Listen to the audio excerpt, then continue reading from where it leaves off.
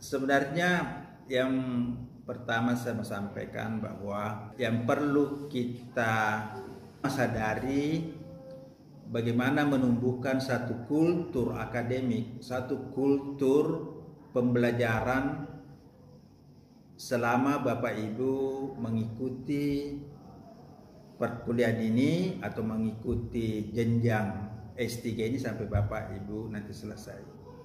Jadi kultur akademik itu harus kita sadari dan betul-betul dibangun.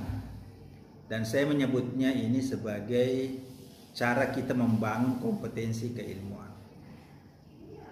Karena ujungnya nanti Bapak Ibu akan menjadi seorang ilmuwan. Dan ilmuwan yang kompeten di bidang dakwah dan komunikasi. Bukan ilmuwan dan lain-lain. Ya. Tapi ilmuwan bidang dakwah dan komunikasi. Untuk menjadi kompeten di bidang ilmu dakwah dan komunikasi, menurut filsafat keilmuan itu Bapak paling tidak menguasai 3 aspek dalam bidang kajian ilmu dakwah dan komunikasi. Pertama, Bapak Ibu harus menguasai aspek ontologi dari bidang studi, prodi, dakwah dan komunikasi. Bidang ontologinya. Ya. Ini tidak bisa ditawar. Bidang ontologi itu adalah objek kajian, objek yang dipelajari. Apa yang memang dipelajari oleh prodi S3 dakwah dan komunikasi. Itu yang betul-betul kita pahami. Saya biasa mengibaratkan ontologi itu seperti petak-petak sawah. Kalau kita lihat dari atas, petak-petak sawah itu ada batas-batasnya. Jadi satu bidang keilmuan sebenarnya itu punya batas-batas. Nah, yang menjadi soal, banyak saya melihat mahasiswa maupun calon sarjana, termasuk S2, S3, banyak yang kurang memahami batas-batas ilmu yang sebenarnya mereka harus kuasai. Batas-batas yang harus menjadi keahliannya. Kenapa saya katakan banyak yang kurang memahami itu bidang yang seharusnya dia menjadi keahliannya?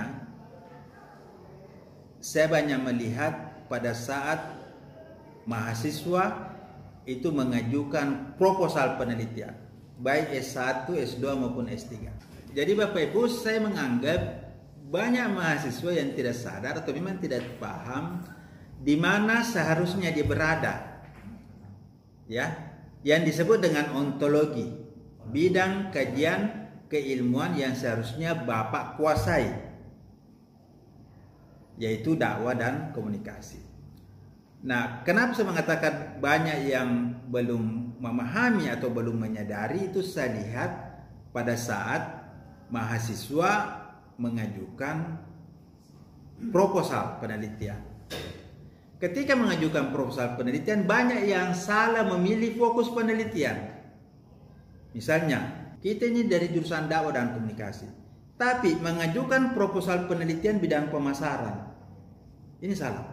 Mengajukan penelitian administrasi, mengajukan penelitian sosiologi, mengajukan penelitian antropologi.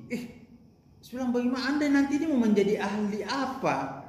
Anda mau menjadi ahli dakwah komunikasi atau Anda mau menjadi ahli sosiologi? Karena keahlian nanti itu ditentukan oleh bidang penelitian yang Bapak ajukan, yang Bapak nanti kaji pada saat kita mengajukan disertasi untuk S3. Dan ini Pak dianggap sepele, tapi ini penting sekali, ya. Jadi nanti apa ontologinya nanti saya jelaskan. Tapi ini dulu yang harus kita memang ketahui, bahwa ada bidang keilmuan yang menjadi tanggung jawab kita, tanggung jawab Bapak Ibu untuk Bapak Ibu kuasai sebagai calon-calon atau nanti ketika menjadi doktor, menjadi ilmuwan dakwah dan komunikasi. Itu tanggung jawab kita, bukan tanggung jawab bidang ilmuwan lain atau bidang ilmu lain. Itu tanggung jawab kita sebagai mahasiswa bidang dakwah dan komunikasi. Nah, Ini ontologinya. Yang kedua epistemologi. Epistemologi adalah tata cara keilmuan. Bagaimana caranya kita mendapatkan ilmu? Dengan prinsip-prinsip, metode yang sudah memang diakui, disepakati, yang disebut dengan metode ilmiah, yang disebut dengan metode keilmuan. Itu ada metodenya. Nah, nanti juga kita jelaskan. Kemudian yang ketiga, bidang pemanfaatan, nilai pemanfaatan ilmu yang kita miliki, atau yang disebut dengan aksiologi keilmuan. Nah, tentu kita berharap Bapak Ibu nanti setelah selesai di sini, ilmu bidang dakwah dan komunikasi itu akan meningkatkan manfaat, meningkatkan keahlian dan daya guna Bapak di tempatnya nanti dengan adanya bidang keilmuan yang sudah kita miliki. Itu yang harus jadi patokan pertama kita dalam belajar, menguasai ontologi, epistemologi, dan aksiologi keilmuan kita.